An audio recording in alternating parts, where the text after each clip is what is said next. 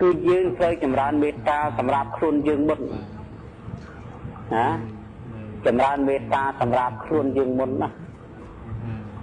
ធ្វើកំហឹងយើងឲ្យអស់សិន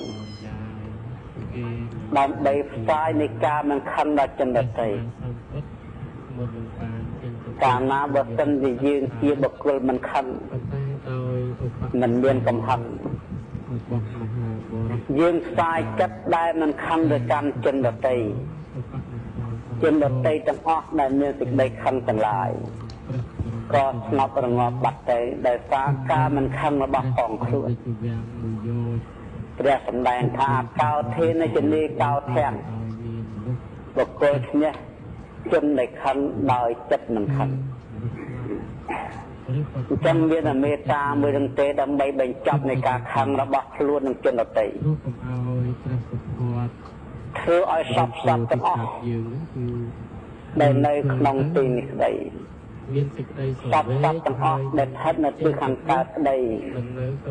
ទិសខាងស្នេហ៍ក្តីទិសចក្សិនក្តីទិសនិរដីក្តីទិសបស្ចិមក្តីទិសវិយកក្តីទិសឧត្តរក្តីទិសឥសានក្តីទិសខាងលើនិងទិសខាងក្រោមសពទាំងអស់10ទិសដែលជាសត្វប្រកបដោយសេចក្តីខឹងដែលជាសត្វប្រកបដោយអំណាចដោយសេចក្តីចង់មានចង់បានអាស្រ័យនឹងផ្សារភ្ជាប់ជាមួយនឹងសេចក្តីងងខ្លៅ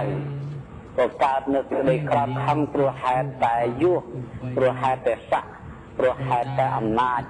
របស់ចិត្តមួយឥឡូវនេះបើយើងចង់នឹងងាប់ផលនេះគឺមានតែការចម្រើនមេត្តាទេព្រោះមេត្តានេះសាធុជនទាំងឡាយ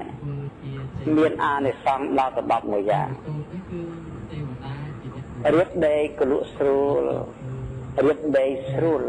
មិនធ្ងោមិនក្តៅក្រហាយក្រោបអំពីដេកស្រួលហើយដេកលក់កលក់ស្រួលស្បិននិមិត្តក៏ឃើញល្អខ្មោចព្រាយបិសាចទាំងឡាយដែលជាអ្នកយឹតយឹមមនុស្សក៏ស្ងប់រងាប់ចិត្តទាំងអស់ឈប់យឹតយឹមមនុស្សមហាជនទាំងឡាយដែលមានចិត្តខ្លាំងខ្មាស់ក៏រមែងស្រឡាញ់គ្នារាប់អានគ្នាហៅរកគ្នាចោមរោមអ្នកចម្រើនមេត្តាទេវតាទាំងឡាយដែលស្ថិតនៅក្នុងវត្តអារាមនេះក្តីទេវតាទាំងឡាយដែលស្ថិតនៅក្នុងស្រុកក្នុងឃុំក្នុងភូមិខណ្ឌតំបន់ខេត្តក្រុង